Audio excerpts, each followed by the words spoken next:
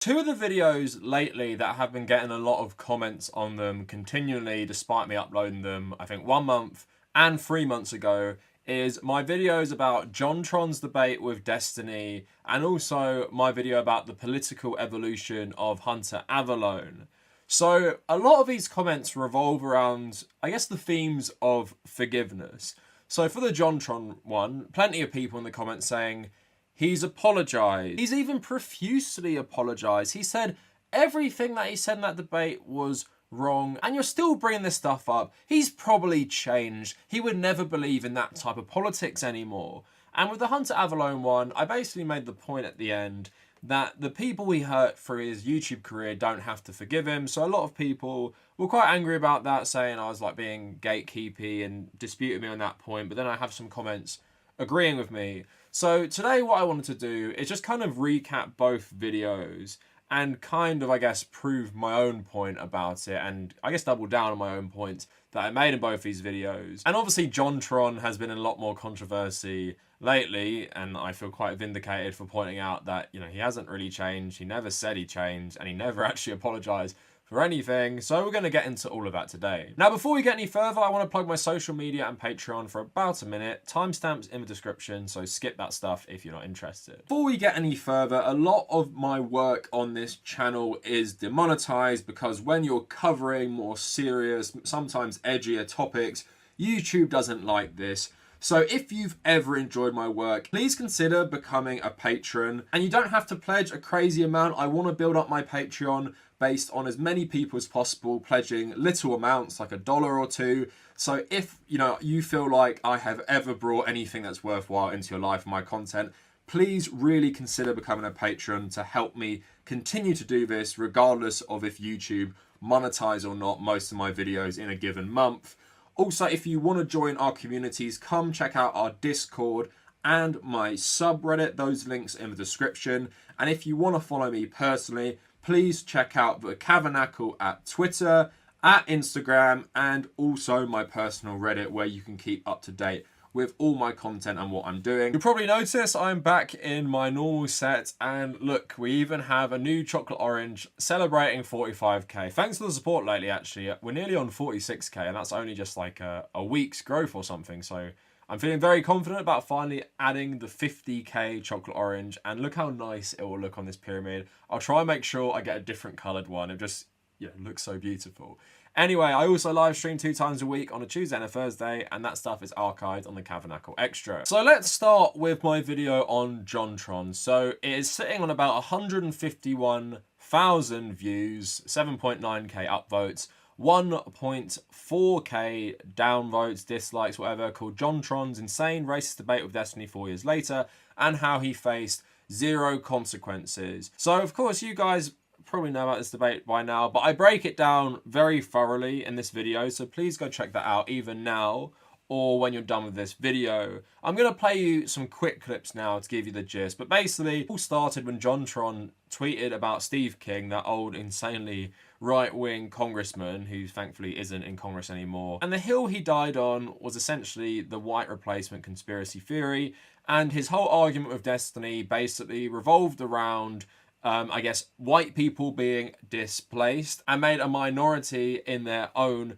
country, and basically in arguing this said so much like really bigoted stuff about all types of people. So I'm going to play you some clips now, but of course he said insanely problematic things about black people and African Americans. You think that poor blacks probably commit more crime relative to wealthier black people? They do. Wealthy blacks also commit more crime than poor whites. That's a fact. Wait, what? Yeah, look it up. I see an article written that says poor white kids are less likely to go to prison than rich black kids, but I'm pretty sure okay, this is... says who? That's just some conjecture. Okay, what's the problem with young black males? Well, they commit disproportionate amount of crime in the country, and Why do mostly you think against they each other. Why do they commit a disproportionate amount of crime? Well, we can go into that forever, and I don't really want to go into it. Do you think they just do it because they're black, because the negroid skull like predisposes them to crime? Well, then why did you laugh there when I asked you that? Because I don't want to go. I don't want to incriminate myself, and because I'm not. Why are really you so qualified. scared of saying something that's going to come off as racist? Don't you think that's a little bit predictive of?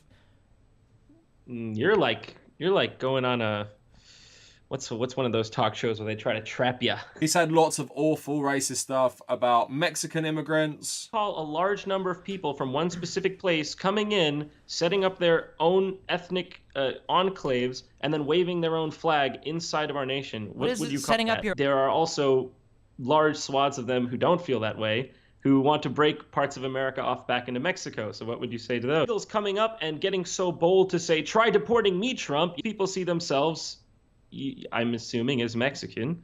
I don't know that they come here and the soil magically turns them into Thomas Jefferson's direct descendant. So why is it that white people, especially white Americans, resisting their own displacement is racist? He also said awful stuff about Muslims and refugees from the Middle East. Pattern is that when you have mass immigration from countries that don't value liberalism and don't value equality between the sexes in the same way that Western countries do, for whatever reason, they will affect the overall culture. And that's what's happening right now. So hopefully you get the gist of that, and honestly watch the whole video. It's really shocking, especially if you've never watched this before and you may have heard of it, because it's crazy to me how much people downplayed this. And I'm going to show you how much people downplayed this by showing you a clip that I used in my Ethan Klein video, who was Jontron's friend, and made it seem like it was just like a difference of opinion. Maybe you're arguing with a Trump supporter, not someone who is literally dying on the hill of the white replacement conspiracy theory.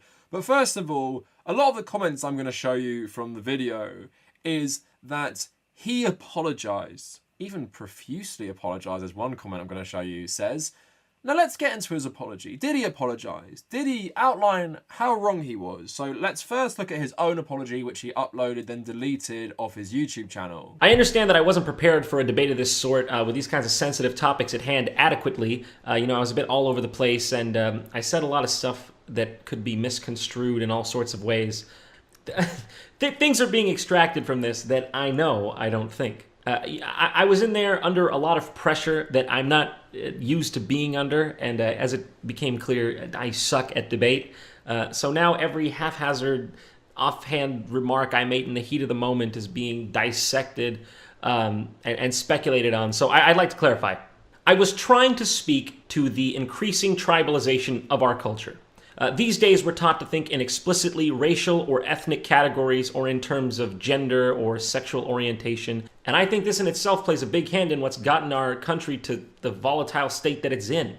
The simple point I was trying to make is that it's hypocritical for those who see everything in terms of race to suddenly turn around and object when white people speak up in what they believe are the best interests of their race. And it's also hypocritical to keep saying you want to have an honest conversation about race if you don't actually want to have an honest conversation about race. And anytime someone brings up an uncomfortable statistic, you freak out and burn things down or something. And I mean, you can see this in all the countless media articles that get pumped out every day from the highest levels saying, for instance, you can't be racist against white people, or it's a good thing whites are going to become a minority.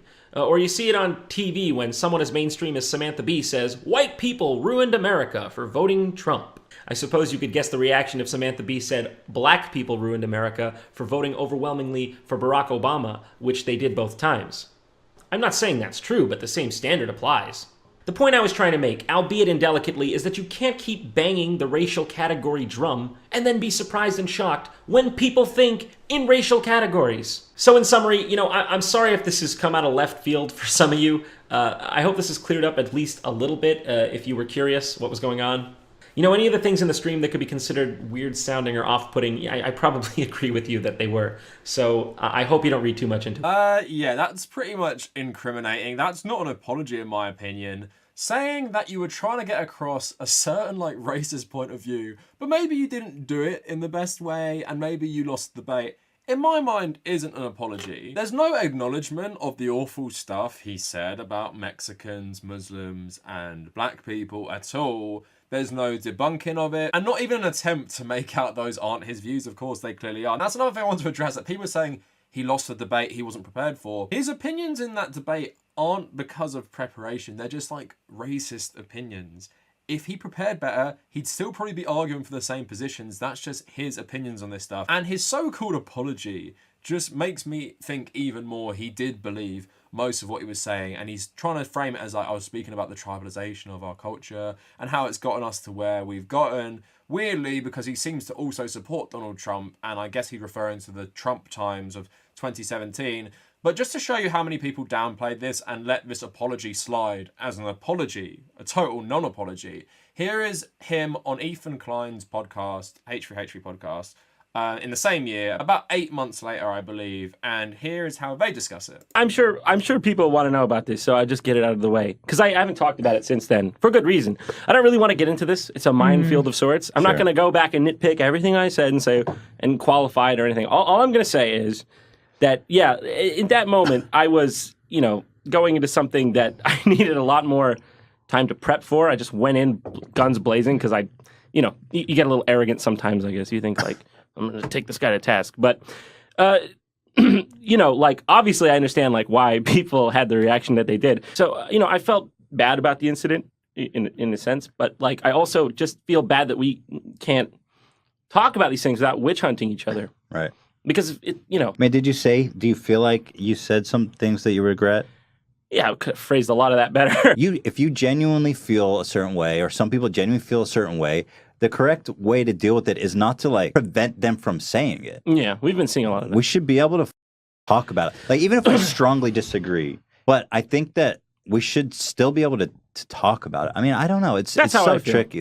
It's tricky. By the way, is it I'm trying to get in the mind. I really disagree with that. I hate what he said, but I still love him as a person and as an entertainer. I guess that's a timeless question. I mean, I don't think it's a stretch to say the current social climate's insane. Just state, again, for the record, I disagree with a lot of the said, okay. But that's fine. But it's we can still be friends. Yeah, that's part of the problem is that people were like, I can't believe that you're still friends with John. And I'm like, why? He's the same person. I love him. He's a good friend of mine. It's clear in the debate there wasn't much talking him down from these really awful positions. But you can understand maybe how people who didn't watch the debate just saw it as this major difference of opinion, when in fact it was basically one guy spewing insanely bigoted talking points for about an hour. Now, I made my video 3 months ago, so I'm keeping these comments in the context of Jontron's later statements, where people are saying, of course he's changed, he would never say things similar to this, or, he'd never say anything that would be in line with this. Well, he doesn't really talk about politics, but sometimes he does. So here's what he tweeted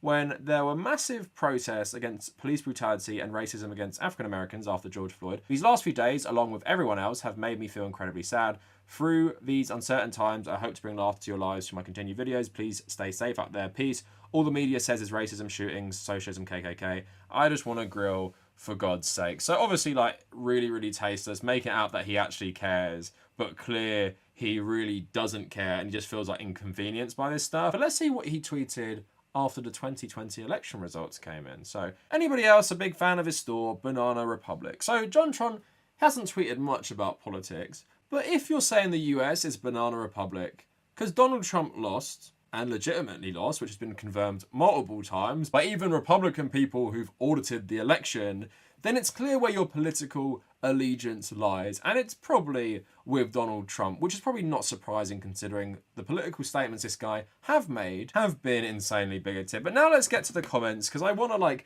rebuke them, but also show you how ridiculous this has gotten. Because I've shown you what he said in part. You can go watch the whole thing for yourself.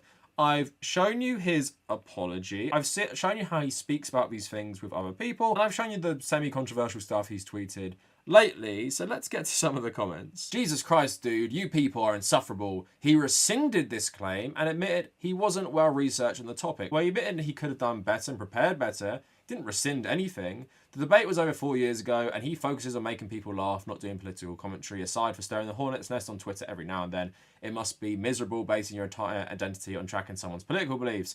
He doesn't even stand by it anymore. Why are you bringing it up for no reason? Okay, this was 4 years ago. He probably changed now. It seems to me he hasn't really changed. Why are people still making videos about this topic? You leftists need to realise what he said in the past, and it doesn't represent him now. He probably abandoned those views weeks or months alone after those debates, and it's ridiculous to say that he should have to face consequences for just having some out there beliefs 4 years ago. It seems ridiculous that people are still accusing John of racism 4 years later, and people still can't move on from it. He made a mistake, he owned up to it, can't people learn to forgive? And this is something I want to get back to about owning up to stuff. Honestly, he apologised and admitted he wasn't in the right to even talk about those things which he was ignorant of. I think that event was a wake-up call for him. As long as he treats others with respect, I can respect him as a creator. Another one, he responded several times in following update videos, explicitly apologising, admitting how wrong he was, how he's no good at those situations, and fully understood where he was dropped from all brand deals and even his voice role in his dream project Ukulele. His actions following have spoken louder than anything that could have been said with words.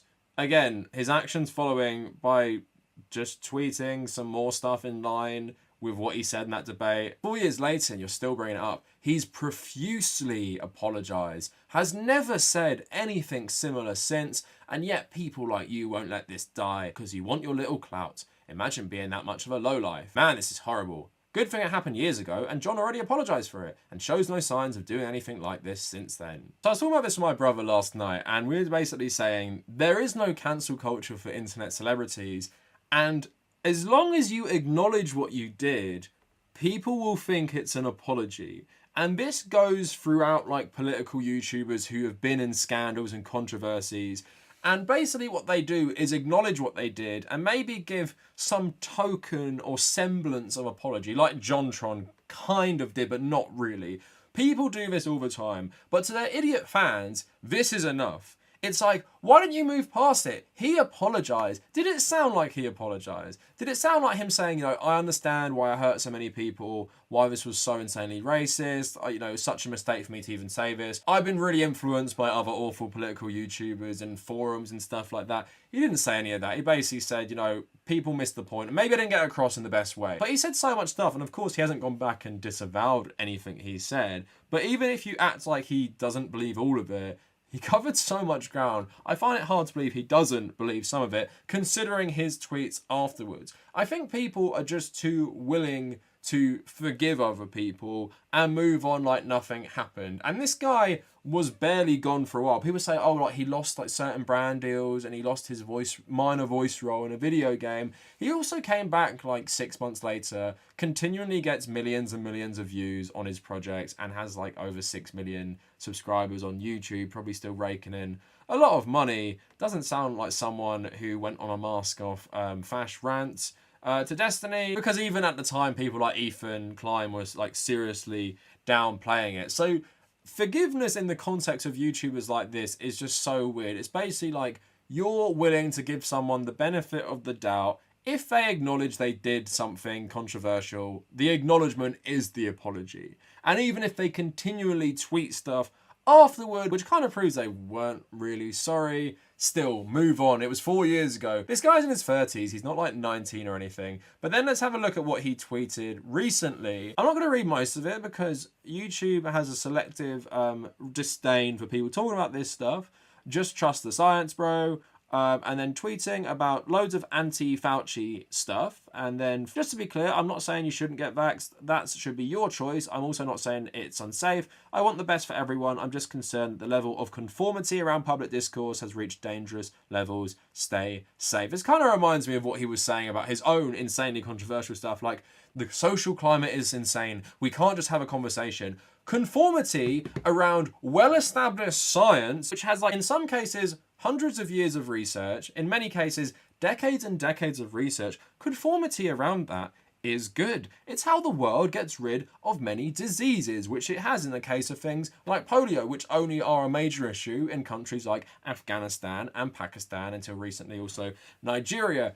Conformity around that is good because it helps humanity. I'm not saying Fauci is above criticism, and I would love to talk about what he's done here because the video he shared is pretty ridiculous and it has so much stuff that is like so irrelevant and outdated. Articles from like 10 years ago and things like that. But who is this idiot to even question someone like Fauci? Like, I have my own problems with Fauci, which you can message me about if you want to hear them. But it's not this conspiratorial garbage which shows this guy is just a straight up chud, you know, saying all this stuff, not apologising, downplaying it, and those tweets about Black Lives Matter, and also those tweets about the election, and now this. Do you think this guy is reformed or changed? If I meant to like extend forgiveness based on that, then the criteria is very, very low. So let's shift gears a little here, and let's talk about Hunter Avallone as well. So I released a video documenting like his political evolution on the 25th of September 2021, has 1.2k likes and 145 dislikes, so go check that out if you want to see all of this. But basically what I want to talk about here is like forgiveness when someone is making like a genuine attempt to be like a better person politically, and also like my problems with this specifically and responding to some criticism I've got of my own stance on this. So first of all, I'll play you a couple clips like I did with the Jontron stuff. Basically, Hunter Avallone, as a young person, I think from about 19 to I think 23 and a bit, maybe closing in on 24 as well. Basically, he was an American conservative YouTuber. I'd say most of his videos showed that he had pretty much far-right beliefs. And like Jontron covered in that one debate, he's made multiple videos basically making fun of and criticizing transgender people. Next, let's put on some lipstick to be more accepting to the trans community, LGBT community, and the QUEERTVGBGTLVWY community. Saying the most awful things about migrants and refugees. This migrant caravan is absolutely a threat, and it has now been proven. Well, if you ask me, this is sounding more and more like an invasion. But it wasn't until they got to the second border that the US began firing tear gas. Now, shockingly enough, liberals are crying about this, pun intended, despite the fact that this was not only necessary, it was good. We are finally showing the world that we will not take this blatant disrespect towards our country and our laws. Like it or not, cry about it all day, America comes first. And I refuse to apologize for putting my needs and the needs of my fellow Americans above the needs of these foreigners trying to enter our country based on nothing but entitlement. It's time to build the wall. And also saying loads of incendiary stuff about Black Lives Matter. Black Lives Matter. The movement is violent and racist. They hardly care about other black people unless it supports their political agenda. And they take issues that affect everyone and try to twist it into a blacks-only problem. The movement is violent and racist. Time and time again, we are told by the media and other members of Black Lives Matter that the movement is peaceful. But all you have to do is literally open your eyes to see that this is a complete and total lie. So unlike Jontron, of course, Hunter Avallone is a political YouTuber, but after a debate with Vosh, he started to reassess his politics, and he came out as a centrist. I was already kind of questioning, like, you know, it wasn't like I was thinking of all my, like, right-wing positions and sort of, like, thinking, like, could I be wrong about this? Could I be wrong about this? But it was more like a subconscious thing, and it was more like the motion had been set. Okay? But I'm not the type of person that's just gonna stick my head in the sand and be like, well, this is the position that I need to hold because I need to hold it because I claim to be conservative. I don't care if I'm wrong. That's not how I work. As much as I absolutely hate the term, I find it to be very cringy, I guess you would consider me a centrist. Now from there, he went further left, and something I said which I really appreciated him doing in his video, showing his change and trying to make up for, I guess, the harm he'd cause, is he makes videos basically debunking his old videos from like 3 or 4 years ago. And I think it's very effective to just show like how these conservatives often make content and their worldview. 1.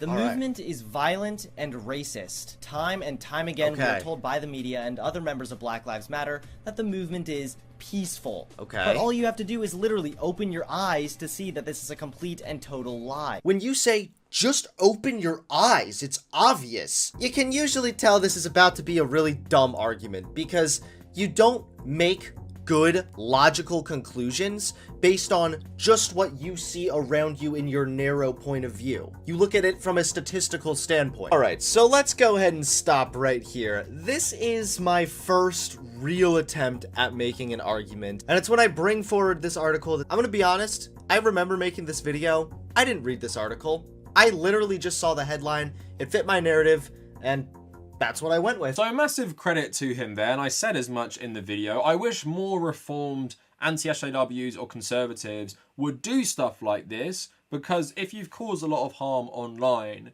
then I feel like if you're switching politics, you should feel bad enough that you are going to, I guess, do this. So my main criticisms were, basically, I think he should delete more of his videos, and we're going to get back to that in a sec. And I also said at the end of the video, I don't mind personally if you watch Hunter Avallone. I don't mind if you like talk to him, if you're in his community. I don't mind anything like that at all.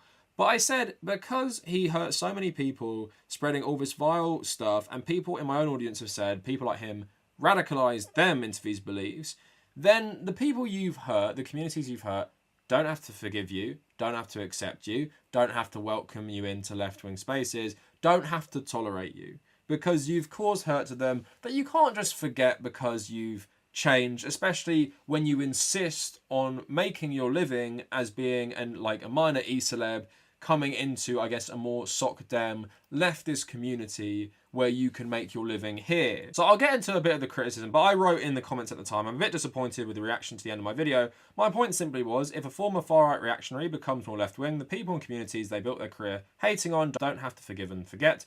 Hunter is, of course, a better example than most, but he made his fame and money off being insanely bigoted towards trans people, African Americans, Latino refugees, and Muslims, actively making their lives worse by making these popular videos that radicalize people. It's not gatekeeping to say it's okay for certain communities to want nothing to do with people like this. We aren't talking about getting people to vote on universal healthcare. If you're a former reactionary who wants to still be a public figure, then people don't have to tolerate you. Many people have and will forgive and forget, but no one owes you that, least of all from groups who would have been hurt by your content. So that's a fairly rational and reasonable point. I'm not cancelling him. I'm not saying he can't do YouTube anymore or anything like that. To my knowledge, Hunter hasn't gone out of his way to specifically say like how sorry he is to these communities. Maybe he has in a live stream. He makes like a lot of content. But in good faith, I'm just going to assume the fact that he's even debunking his old videos does show remorse, so he is apologetic. But then someone saying, Rory the Comrade, I'm really proud of Hunter for moving off that garbage. If every conservative moved away from their views, the world would be a better place. So I'd obviously, without hesitation, rather live in a world where Hunter stopped preaching that garbage than a world where he didn't. However, it's incredibly hard for me to get past that his content a few years ago pushed me further into the closet. My friends watch his content too, and I think it's not unrelated that when I came out as trans, those friends disowned me. It's very hard for me to see past, but he's changed. I'm just glad his content won't put anyone else in the situation his content put me in. I'll always choose to stop harm rather than continue it, but it doesn't mean I have to pretend that harm didn't happen. Considering this person was actively hurt directly by Hunter's content, I think they have a really good attitude towards it, but it shows you that stuff doesn't just go away because the person changed. His content hurt this person, and you know, that can give you a lot of trauma growing up, friends abandoning you, putting yourself further into the closet because of someone like Hunter creating a very hostile climate. Again, you shouldn't be telling people, and a lot of people are in the comments, you should just forgive him. Everyone should forgive him. Everyone should accept him. Because if you've done hurt to people, you don't deserve forgiveness no matter how apologetic you are. Someone else saying, for anyone who doesn't want to forgive Hunter, may I ask if you believe in rehabilitative justice? If you do, follow your principles. If you don't, join the Republicans or read literally anything on the topic. I think it's very, very different to talk about rehabilitation in terms of like criminal offenses. The fact of the matter is, Hunter Avallone doesn't have to be a YouTuber, right? And I'm going to get back to this a bit later with the comments about him deleting his videos. He doesn't have to be one, but he's coming into a new community which isn't like, I guess, homogenous or anything like that. But if people feel hurt, they don't have to accept him. It's totally different from taking a wider societal look at all these problems, economic problems, which lead to crime and lead to people doing awful things that put them in prison, and saying, I want to rehabilitate them so they won't continue to offend. Hunter is rehabilitated. It's just like with those offenders in the prison system. If you do something awful, get rehabilitated, and come out of prison, the person or people you hurt in the act that you did that led you to prison wouldn't have to forgive you just because you're rehabilitated. For someone else saying, the only way I can actually forgive him if he either pins a comment on all his videos where he is so bigoted, stating counterpoints and why he no longer believes in it, or even better, to delete the videos that harm so many. I used to watch his videos because I had a Ben Shapiro, Jordan Peterson, Joe Rogan phase, and it's incredible how much internalized homophobia and transphobia I have because of those days. So many intrusive thoughts and late nights hating myself as a now out bisexual and trans person. Saw some comments saying he's already privating some videos, which is nice. Now I'm going to get into his explanation of why he doesn't delete more videos. So someone saying, for the record, Hunter's explanation of him not taking down his content is because he can't take them down immediately so that YouTube doesn't stop recommending his current videos. He's privated many of these videos already, so regardless of whether you agree with his strategy here, saying he's just leaving those videos up forever isn't a very accurate way of putting it. I do think people are freaking out way too much about this video though, which is unfortunate. Not taking down his videos is a pragmatic thing. He purges videos in batches every few months. If he deleted all his problematic videos, his channel would tank. His position is that no one has to forgive him, but don't get in the way of de-radicalizing others. And I just responded to this. I mean, I can't say I'm too sympathetic that he might tank his channel. So the argument is, let me leave all those crazily bigoted videos up for a couple more years. Otherwise, I can't be a minor e-celeb anymore. That kind of gets to the heart of my problem in terms of like forgiveness as well. Like, he doesn't have to be a YouTuber. Better yet, he can start an entirely new channel. He has lots of friends in the left-wing spaces. He's friends with Vosh. I think someone said he's friends with Destiny. He has connections. If he's so worried about tanking his channel, then maybe he shouldn't have built his fame and success on these things in the first place, where if he takes them down, like I said in the video, he could still be influencing people. His channel wouldn't be popular anymore. Again, I'm not really too sympathetic to that stuff. If Ben Shapiro suddenly changed to, you know, a socialist or something, and he's like, well, I can't delete all those videos because it's going to tank my channel, I doubt anyone would be that sympathetic. Just going to respond to this one. Yes, you do have to accept him and forgive them. You do this for yourself and them because you can't hold them to their past behavior. Full disclosure, I'm a mod for Hunter on YouTube, but I would have said the same thing even if I wasn't. And I just said, no one owes anyone anything, least of all people hurt by rhetoric used by former far-right content creators. And then someone replying to his comment as well, as someone who was emotionally abused by their family and dealt with bullying from my peers between 8 and 17, you don't need to forgive anyone who harmed you. There's a lot of people who've done that to me and I can never forgive. And realising that has helped me heal because no one has the right to hurt you. There is no harm in saying what you did is never going to be okay, no matter how sorry you claim to be. Boundaries are healthy, don't shame people over them. Marginalised people should not be expected to forgive and accept these former bigots. That is the burden I have observed is often placed on marginalised people in leftist spaces, which I totally agree with. You saw that just in the comment from Hunter's mod. Yes, redemption is possible, but forgiveness is not an entitlement. Someone else, I have a grudge against him largely because of how insanely bigoted he was, but also because he was the one who when I was a kid, used as a way to further closet myself. So someone who was criticising me, I completely understand not forgiving him, but aren't we trying to reach people like him and pull them out of his kind of thinking? Isn't that one of our goals? Or if it isn't, shouldn't it be? Because if it's not, how are we any different from the right? Just trying to own them, make them look stupid. No one has to forgive him, but to say he shouldn't be hated forever for his past awful sick views doesn't give much hope to me either. We should be happy that he sees now how much of an awful person he was. That doesn't mean accepting him with open arms into all our spaces, but we should be encouraging people like him to change. Should we? Like, it's not like I disagree with that sentiment at all. Like, people like Hunter definitely should be targets of de-radicalization. I think it's just a different thing when you're like an e-celeb, right? It feels like there's too much of an obsession now in some left-wing spaces of pulling these people over to our side.